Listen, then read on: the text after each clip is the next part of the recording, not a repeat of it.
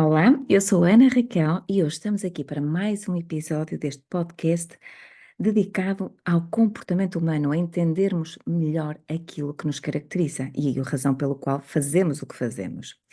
E o tema do nosso episódio de hoje é por que razão repetimos os mesmos erros?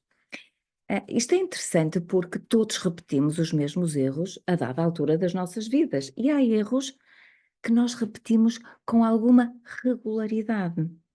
E eu lembro-me que esta pergunta me foi colocada, na verdade, eu própria, há muitos anos também já me a coloquei, que é por que razão nós temos tendência para repetir determinados erros.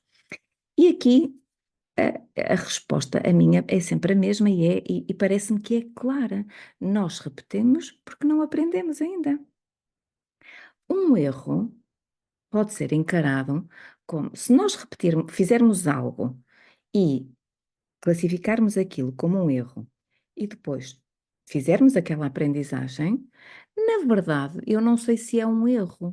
Eu considero que o erro, se calhar, é à segunda vez, porque da primeira foi uma tentativa e nós percebemos como não funciona, não funciona, a seguir avançamos e já sabemos como funciona. Ok, desta vez fiz assim, correu mal, agora vou para a próxima, faço assim porque já percebi como é que funciona. Muito bem, foi uma aprendizagem, foi uma tentativa e foi uma aprendizagem, não é? Acho que o Edison dizia que não tinha descoberto, não é? Não falhou 10.000 vezes. Ele descobriu como é que uma coisa não funcionava 9.999.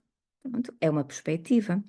Agora, quando temos a recorrência numa determinada situação, e que estamos constantemente a repetir aquele padrão comportamental que nos leva àquele desfecho, ou seja, àquela consequência, e se nós de alguma forma não fazemos nada, ou seja, fazemos algo, tem aquela consequência, na vez seguinte parece que nos dá uma branca e voltamos a repetir. Aqui já não tem a ver com erros, aqui já tem a ver com o nosso, na verdade, pode ser duas coisas, pode ser o nosso ego a proteger-nos do quê? De uma aprendizagem que vai ser dolorosa. Porque nós estamos sempre preparados, quando estamos neste erro recorrente, para atribuir a culpa ao outro. Para atribuir a culpa ao outro.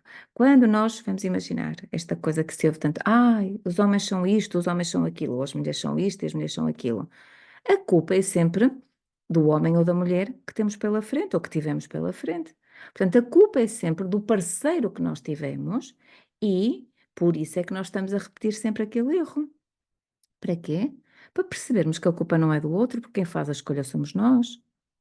Portanto, nós não nos podemos queixar do parceiro, da parceira, perdão, do patrão, do colega de trabalho, constantemente, mesmo quando os empregos mudam, os colegas de trabalho são diferentes ou os parceiros já não são os mesmos. Aqui há assim uma claridade que tem que existir, é se tudo à nossa volta muda e nós continuamos a cometer os mesmos erros, a pergunta pode ser: não seremos nós? Não seremos nós aqui o denominador comum no meio disto tudo? Não seremos nós que temos que aprender algo para deixar de cometer estes erros? Não será o erro uma indicação de um caminho ou de uma aprendizagem que nós temos que fazer? Portanto, cada vez que nós nos virmos a queixar de uma coisa recorrente, é estranho não considerarmos a possibilidade de sermos nós. Mas o facto de não considerarmos a possibilidade, no fundo, isto é uma proteção. Há uma proteção do nosso ego que diz: olha, vê lá, porque assumires a responsabilidade pelo caos todo que foi gerado anteriormente na tua vida é duro e pode ainda não estar preparada ou preparado para isso. E por isso é que, por um lado, não é? Nos diz: calma, tenha atenção, não aprendas isso porque isso dói, vai-te doer. Mas por outro lado, nós, não é? O nosso inconsciente, porque é uma lição mesmo que tem que ser aprendida para nós evoluirmos, e a vida humana tende sempre à evolução, não é? A espécie tem que se evoluir. Nós inconscientemente vamos sempre ser conduzidos para fazer aquelas escolhas. E fazendo aquelas escolhas, vamos, se nós não mudarmos, os resultados vão ser sempre os mesmos. E, na verdade, nós temos muita dificuldade também em abdicar, e acho que às vezes até já temos consciência que cometemos os erros. mas temos muita dificuldade em abdicar da nossa identidade. E a nossa identidade muitas vezes foi construída à volta dessa posição de vitimização ou até de outra coisa que nós edificamos como sendo nós próprios, e depois é duro dizer, ok, afinal eu não sou assim como pensava que era ou como me apresentava publicamente. Eu já não sei quem disse, mas havia uma frase muito engraçada que dizia: felizmente, a minha personalidade consegue resistir às mudanças, não é? Às mudanças que vão acontecendo ao longo da vida. Porque nós vamos adaptando, vamos transmutando a nossa personalidade em função das aprendizagens que vamos fazendo.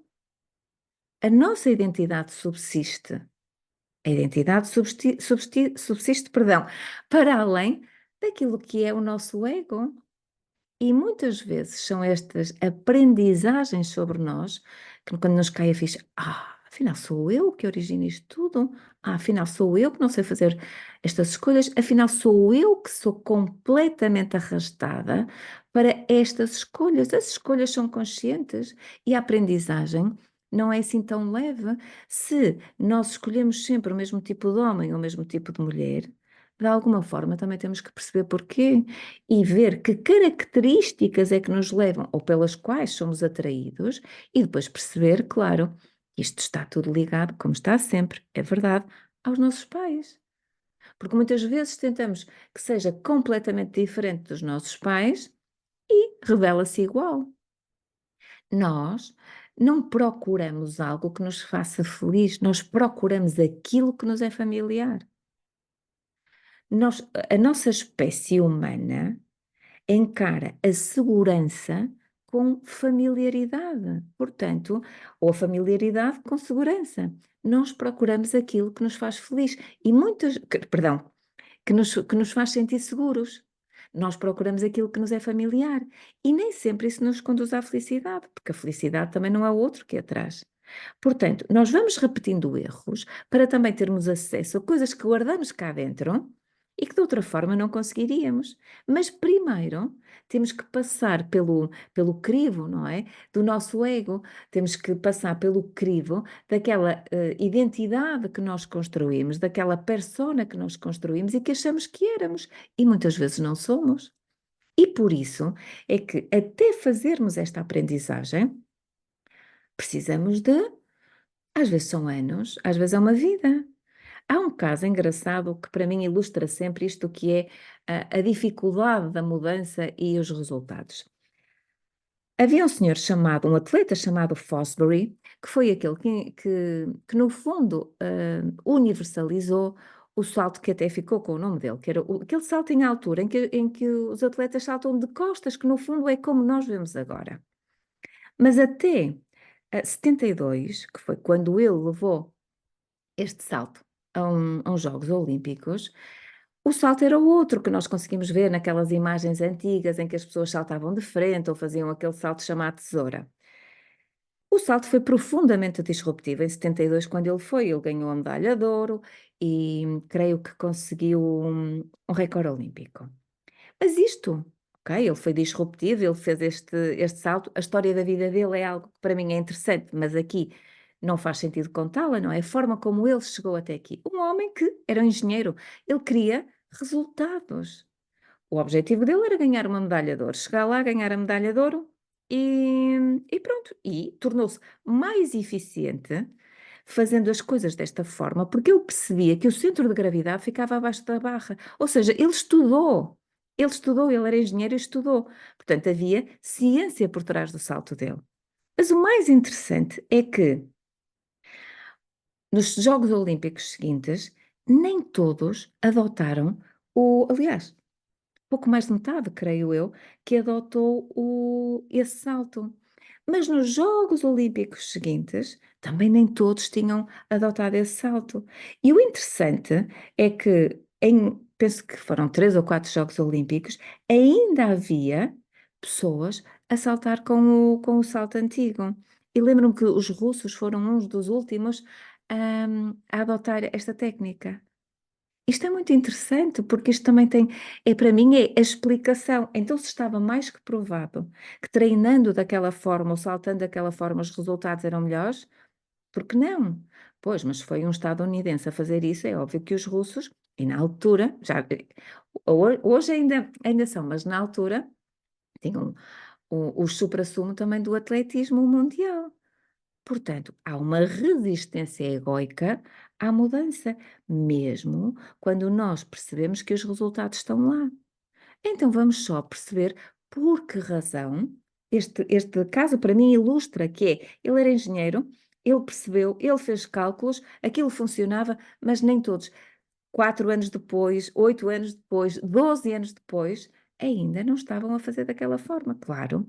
Isto também mostra uma coisa interessante que é, se nós pegarmos numa curva, uma curva de Bell, uma curva de distribuição, nós temos os primeiros 2,5% que são aqueles iniciadores que depois se juntam a mais uma dezena de pessoas, 10, 15%, que são os early adopters. E podemos dizer que na vida há pessoas que são early adopters em termos comportamentais e há umas que são os late adopters, não é? Mas quando a maioria já está, que a grande maioria é que normalmente traz o boom da mudança, a mudança acontece. Agora, quando estamos a falar de coisas que são pessoais, que são comportamentais, que somos nós com o nosso ego, nós com as nossas sombras, nós com os nossos desafios, com os nossos erros, temos que ser nós a perceber onde é que nos posicionamos na curva. E está tudo bem. Não temos que ser todos early adopters, nem a ser early adopters em todas as situações ou em circunstâncias. E há pessoas que demoram um bocadinho mais de tempo, e há pessoas que se calhar nunca conseguem. E isto está bem, porque cada ser humano está cá para se experienciar como é. E as comparações acabam por ser sempre ladrões de muita da alegria que nós temos na vida. Cada vez que nós tentamos comparar-nos com outros, estamos a roubar a nossa essência. Portanto, nós temos que cometer os nossos erros para trilharmos o nosso percurso de vida e viver a vida que é para nós. Ah, nós não podemos. Há uma frase gira que dizia: se tu estás a percorrer um caminho onde não encontras dificuldade, provavelmente estás a percorrer um caminho que não é teu. Porque o nosso caminho precisa de adversidade. E nesta adversidade nós vamos cometendo erros e nestes erros nós vamos aprendendo aquilo que funciona e não funciona. A atenção está apenas quando cometemos um erro uma, duas, três, quatro, 5 vezes. Eu já não sei se era o Oscar Wilde que dizia há tantos erros nesta vida para se cometer, que para que cometer o mesmo 2 vezes? Mas havia alguém que dizia esta frase e faz sentido, porque a segunda vez é que é mesmo o erro. E aí sim podemos nos perguntar o que é que eu não estou a querer ver, o que é que eu não estou a querer aprender, que dificuldade estou eu a sentir. E daí, destas perguntas ou da resposta a estas perguntas, sim, pode vir uma grande aprendizagem que nos ajuda a não voltar a cometer aquele erro. Bom, eu espero que este episódio tenha sido útil. Nós temos encontro marcado em breve. Até lá, fiquem bem.